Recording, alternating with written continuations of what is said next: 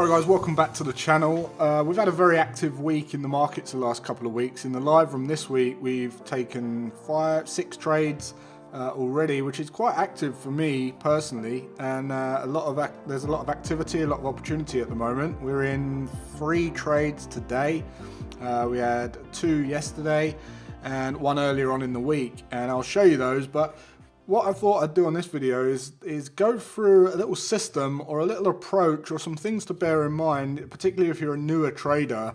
Lots of traders, they go in, they try and get all the activity they can, they get all the opportunities they can, and they have no kind of discipline, no direction, nothing to tell them, well, hang on, you may want to adapt your position size, you may want to adapt your aggression, your entry type, and there's kind of no leash. And the system I want to show you is just to get you thinking in terms of how you can approach an opportunity, and depending on the quality of the opportunity and the rating and the grade of the trade, then how you can decide to become more aggressive or less aggressive. But what I'm going to share with you is a way of being ultra conservative at the beginning.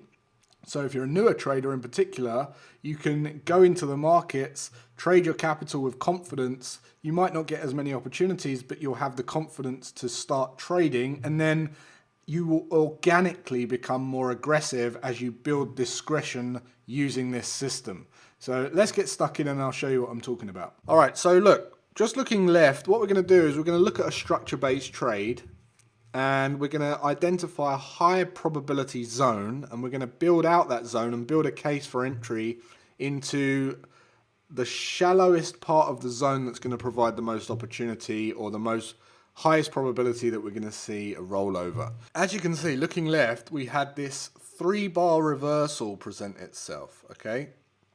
And that presented itself up at 33, just before the 3400 even handle. Right, so we've got an even handle number.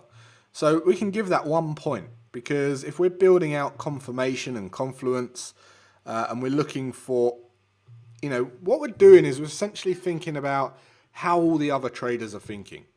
Okay, so we're thinking about what is everyone else thinking? What's all of the other market participants thinking, and how many can we match together and group together to provide a little opportunity zone where there's a really high probability of a rollover. And then we've just got to look for that zone, and then we've got to decide how we can enter. And it's almost a 2-stage process. So looking left, I know that this is a really, really nice zone. And if we scroll out, you're going to see that we respected this zone more often than not. It's a really nice level of structure. I'm not going to zoom out too far, but you can see we've had some holds of that level in the past, okay? And usually we've pushed up towards the high of this zone. So what we can do here on the daily time frame is say, okay, well, how can we build on this? How can we make sure that this is how can we start narrow down where we can enter? So we've got a 3400 even handle number, which is a psychological number. We've also got this 3-bar reversal where we had the high test candle wick, where we had the bearish rejection, okay? And we can start with a big zone there of the close of this candle to the high of this candle. And we can comfortably say that we've got a high probability of the market rolling over if we test that zone, okay? So it's a great place to start. So the next thing we can do is start to build on that a little bit more, and we can say, well, okay, well, what other clues do we have in that area? So we've got major structure, that could be 1 point.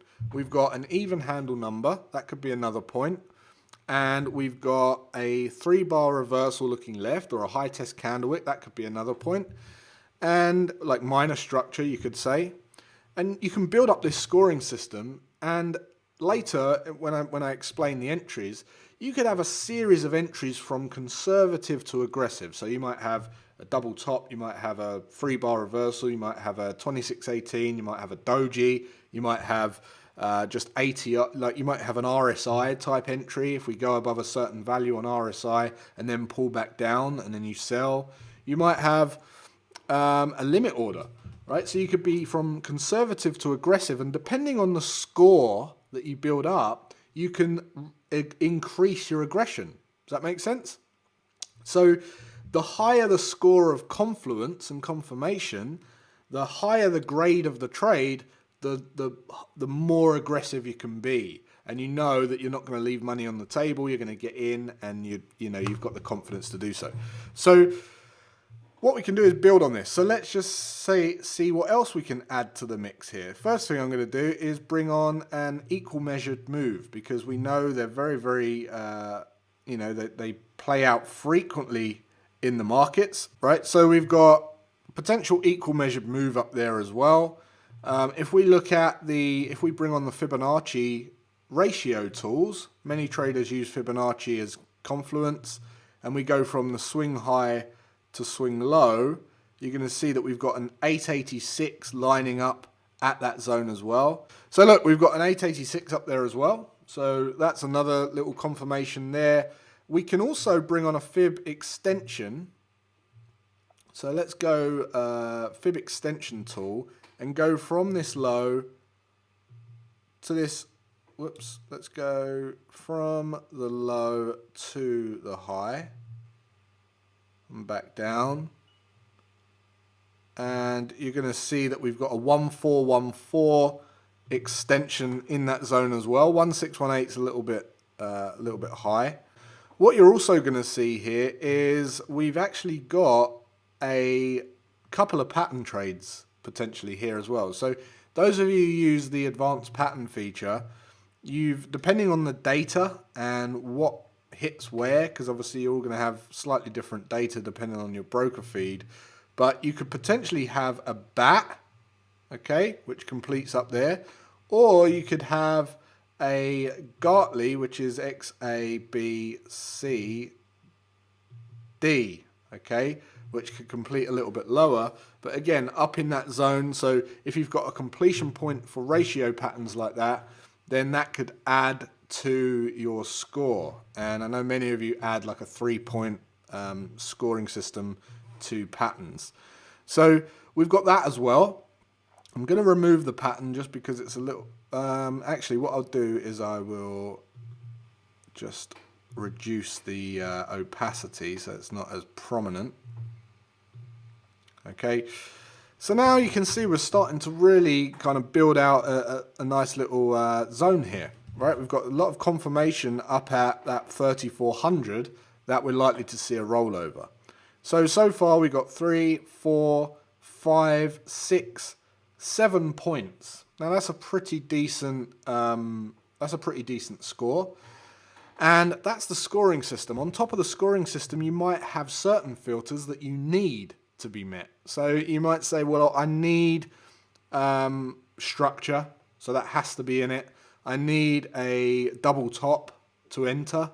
So then we can start to look for entries. Okay, so look, on the 4-hour time frame, you might not be looking at too much, but if we push up to this zone, you could then say, how can I enter this? Well, if the score is this much, I can enter this way. I can enter a doji or a 3-bar reversal in that zone, or a lower low, lower close.